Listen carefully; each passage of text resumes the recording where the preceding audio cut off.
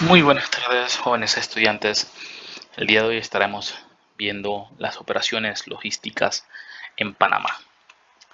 Antes de entrar a materia, vamos a ver todo el papel que juega Panamá dentro de las operaciones, su estrategia, su posición geográfica, su infraestructura y cómo se posiciona como un hub en el comercio mundial. Antes de iniciar, quiero que tomemos 2 minutos para que accedamos al siguiente link y coloquemos los conceptos que creemos caracterizan a Panamá como un hub logístico. Luego de estos 2 minutos continuaremos con la sesión. Vamos a ver los principales conceptos básicos sobre las operaciones terrestres dentro del istmo, y para esto debemos entender cuáles son los diferentes conceptos que abarcan la operación terrestre. Dentro de eso tenemos un cabezal, que es la parte del cabezote o mula que moviliza los contenedores. Tenemos los chasis, gensets y lo que es el mismo contenedor. Igual manera tenemos los gensets que se pueden utilizar de dos maneras o existen de dos maneras. Lo que son un clip-on, como vemos en la imagen izquierda, y lo que es un underslang, que es el chasis o la imagen que se ve a la mano derecha. Vamos a entender el concepto de colocación o coordinación, que básicamente es el retiro del contenedor desde las terminales y su posicionamiento en bodegas. Para esto existe una documentación, un proceso, el cual estaremos revisando dentro de esta sesión. Igual manera, vamos a ver las principales terminales de Panamá.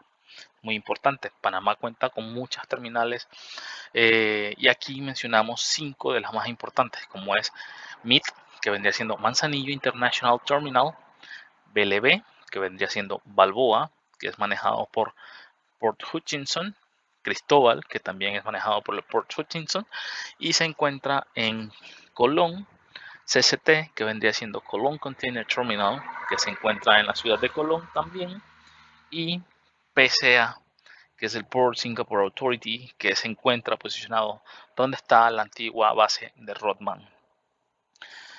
Estas son las 5 principales terminales donde operan los buques portacontenedores en Panamá y forman parte de la gran infraestructura logística que abarca todo el país. Adicional, tenemos que ver la parte de legislación también, lo que es el sistema de aduanas. Panamá tenemos un sistema de aduanas el cual se llama SIGA. Este sistema de aduanas es donde se registra toda la información de la mercancía que entra y sale del país. Aquí podremos ver que los conceptos básicos, tenemos todo lo que es la mercancía, se tiene que registrar todo lo que es mercancía de transbordo, mercancía de importación y exportación, que es obligación de las empresas navieras poder realizar estos ingresos de información dentro del sistema. De esta manera, el gobierno puede llevar un registro de toda la mercancía que se está movilizando a nivel nacional. Para poder comprender la estructura de Panamá, es importante conocer que Panamá está dividido en zonas. Estas zonas son las diferentes aduanas que tenemos a nivel nacional y están compuestas por la zona oriental, zona occidental, zona central y Azuero, zona norte, zona especial de Panamá Pacífico, zona aeroportuaria oriental de Panamá. Las dos principales zonas que manejamos en Panamá, la zona norte, que sería la zona de Colón, la zona especial de Panamá Pacífico, que maneja todo el área de Panamá Pacífico en Howard para las empresas que están ubicadas en esta área, y la zona de aeroportuaria y zona oriental de Panamá, que maneja todos los puertos y terminales aeroportuarias que existen en Panamá que sacan mercancía vía aérea. Panamá no es solo un hub a nivel marítimo, también es un hub aéreo. Tenemos una gran cobertura, una buena distribución de las diferentes líneas aéreas que se movilizan tanto para Norteamérica y Suramérica. Igualmente, vamos a ver lo que son las diferentes zonas francas.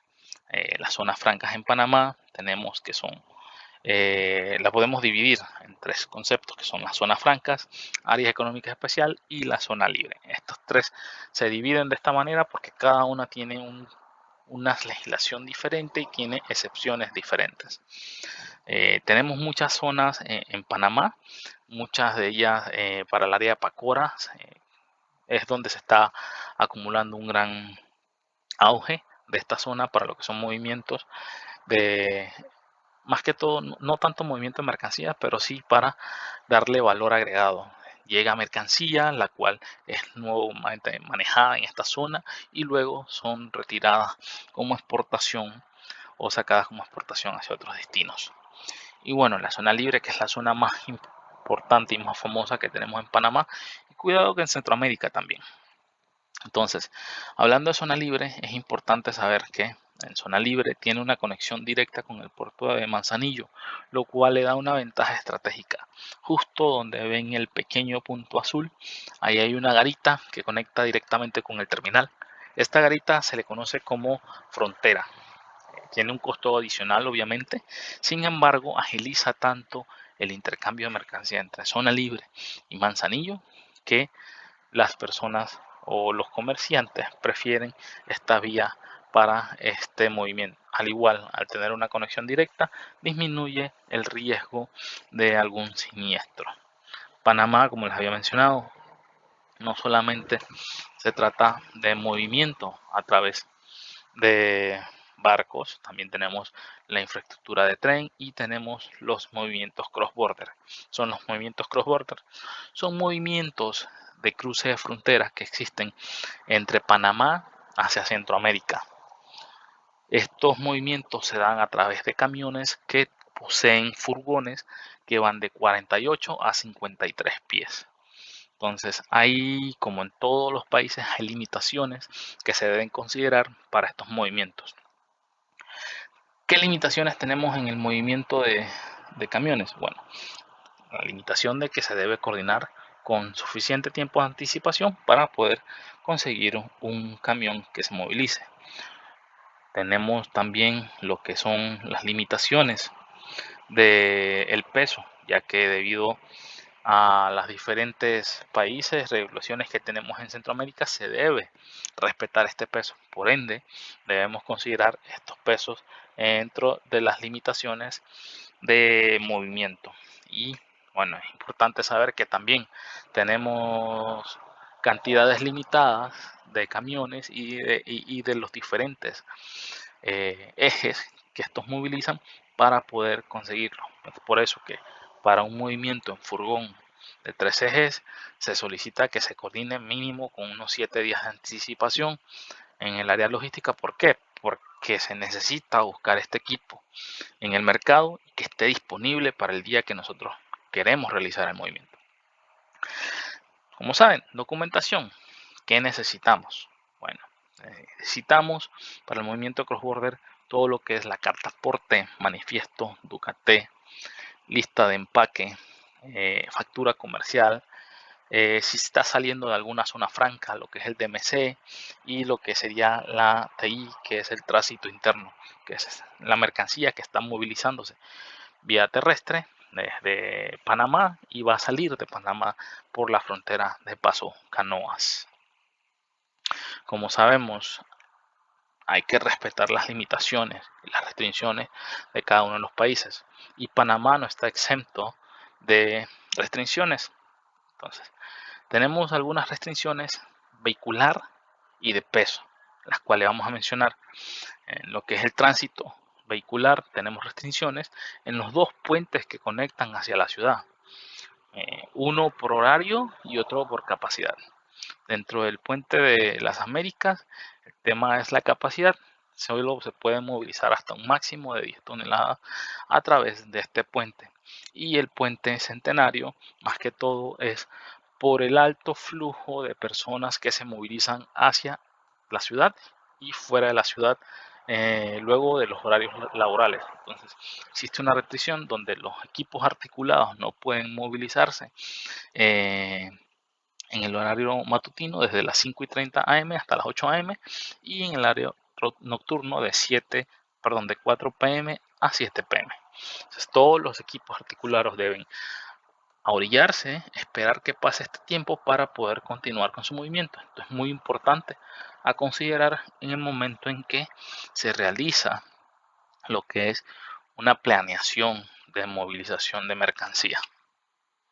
Entonces, como les mencioné, también hay restricciones de transporte y aquí que vamos a mencionar los 4 factores que son importantes a considerar dentro de la limitación de peso que exige la regulación de la Autoridad de Tránsito y Transporte Terrestre de Panamá. Tenemos lo que es el contenedor, tenemos la carga, tenemos el cabezal y lo que es el chasis o semirremolque. Todos estos factores forman parte de las limitaciones. ¿Por qué? Porque la ley habla de peso bruto. Al tener que hablar de peso bruto, entonces se debe considerar todo lo que son estos factores al momento de hacer una planeación. ¿Por qué? Porque el cabezal tiene un peso, el chasis tiene un peso, el contenedor tiene un peso y la carga tiene un peso. La combinación de todos estos pesos debe estar acorde a la tabla que se está mostrando, ya que si no cumple con estos factores, se considera de que es un incumplimiento ante la ley y puede haber sanciones a los transportistas por este incumplimiento. Panamá, el tractor que más existe o lo que más usualmente vemos en el mercado son tractores T3S2, que son tractores de 3 ejes en el cabezal y 2 ejes en el semirremolque o chasis para movilización de contenedores. Esto permite un máximo de 38.3 toneladas de arrastre combinados. ¿Qué hablamos de combinados? Que son cabezal, chasis, tara y carga, lo que se puede cargar hasta un máximo de 38.3. Igualmente tenemos el T3S3, que es un poco menos común, pero igual existe en el mercado, que permite una mayor capacidad de arrastre y movilización de mercancía.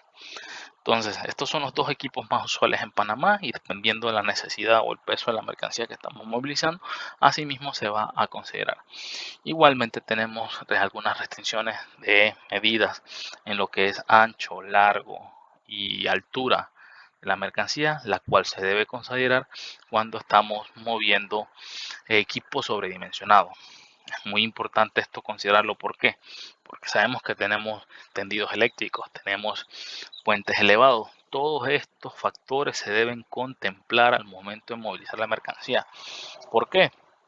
Porque si estamos movilizando algo, una mercancía que tiene sobredimensión y no realizamos los cálculos necesarios o aceptamos un movimiento sin saber las dimensiones de la mercancía y luego nos topamos con obstáculos de puentes, tendidos eléctricos, tenemos que resolverlo para poder entregar. Nosotros hicimos una oferta. Esa oferta es la que se debe respetar al cliente. Entonces estos factores son muy importantes a considerar al momento de realizar los movimientos. Entonces, ¿qué sucede cuando una mercancía excede los límites mencionados por la ley? Bueno, entonces hay que acudir a la Autoridad de Tránsito y Transporte y tramitar un permiso para poder ejecutar ese movimiento. Obviamente, todo este tipo de mercancía que sea extremadamente sobredimensionada requiere de escoltas para su movilización.